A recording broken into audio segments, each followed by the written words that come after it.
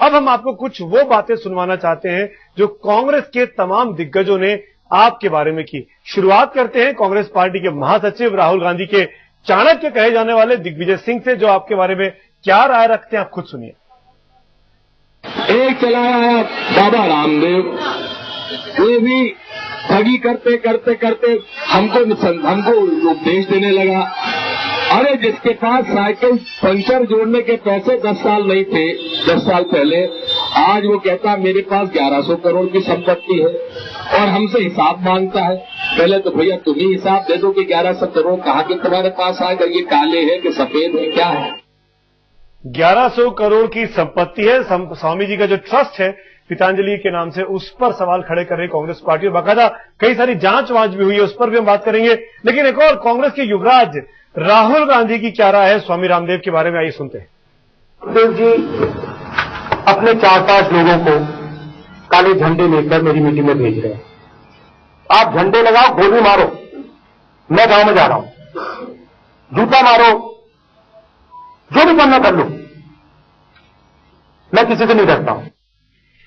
तो जितना गुस्सा राहुल गांधी को स्वामी रामदेव पे आता है, उतना ही गुस्सा स्वामी रामदेव को गांधी परिवार पर आता है। मेरा अगला मुद्दा भी यही है कि आखिर गांधी परिवार को लेकर आपका गुस्सा इतना ज्यादा क्यों है? राहुल गांधी कहते हैं कि आपको जो करना है कर लो, मैं तो गांव में जा रहा हूं, मैं तो उत्तर प्रदेश नहीं छोड़ूंगा। क्या आप राहुल गांधी की चुनौती को स्वीकार करते हैं? साहब मैं नहीं डरता, वो हमसे कहां डरेंगे साहब, वो राम से नहीं डरते, रामदेव से कहां डरेंगे। हम फकीर, वो वजीर आलम, वो लोग अमीर, उन्होंने देश लूट लिया साहब। हमें देश के लोगों ने कोड़ी कोड़ी करके ये जो करोड़ों रुपए दिए, हमने उससे पतंजलि विश्वविद्यालय, पतंजलि योग पीठ, योग ग्राम, गौशाला, ग्राम उद्योग, हमने इतना प्रकल्प चलाए कि पूरी दुनिया के 200 से ज्यादा देशों में योग आयुर्वेद भारतीय संस्कृति का झंडा गाड़ दिया।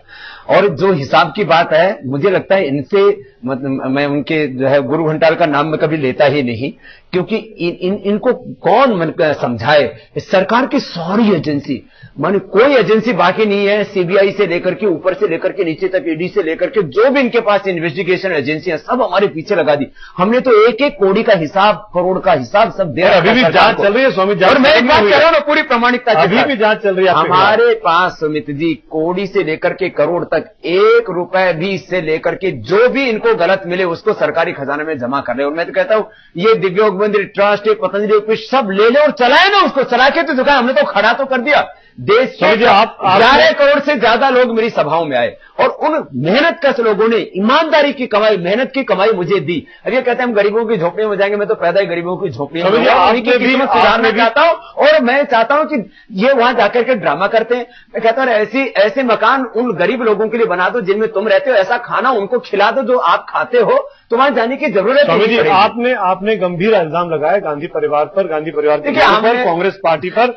आपने यहां तक कहा राजीव गांधी का नाम लिए बगैर कि उनके खिलाफ वो अमेरिकी एजेंट थे, उनका भी विदेशों में खाता है। वो राम जेठमलानी साहब ने लगाया। मैं ये जानना चाहता हूं कि आपके खिलाफ सरकार ने कुछ सबूत इकट्ठे किए? आपके सबूत बता दें, जन्म से लेकर के रामदेव ने कोई गलत काम किया? जांच कर रही है, ये फैसला होगा। आप लगाएंगे, उनके हाथ में सत्ता है, क्यों नहीं इनके खिलाफ मुकदमा करते हैं? अगर आपके पास सबूत है तो मेरा सवाल आपसे यही है, केवल ये राजनीति है बाबा रामदेव ने देश के लिए क्या किया और इन बेईमानों ने किस तरह से देश को लूटा है, बर्बाद किया है, नर्क किया है, तबाह किया है।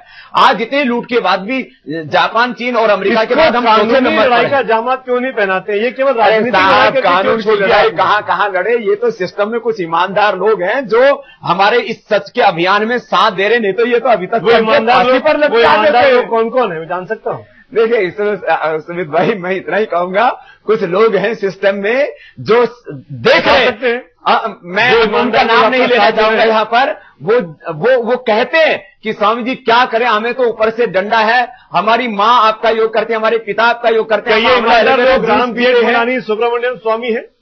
और ये तो वो लोग हैं जो इस अभियान में निस्वार्थ भाव से, अब राम जेठमलानी साहब एक एक केस लड़ते हैं, सबको पता है करोड़ों रुपए लोग उनको देते हैं। हमारे पास तो है नहीं करोड़ों रुपए देने के लिए, वो हमारे फ्री केस लड़ते हैं। लोग वो सरकारी तंत्र में वो लोग हैं, वो कहते हैं स्वामी जी हमसे तो एक पाप करवाया जा रहा है, हमें पता है कि आप गलत नहीं है, आप देश के 121 करोड़ लोगों के हित की लड़ाई लड़ रहे हैं, लेकिन क्या करें, हम मजबूर हैं। और दिल्ली पुलिस से भी उन्होंने पाप करवाया, उसमें गृह मंत्रालय और पूरी सरकार कट गए।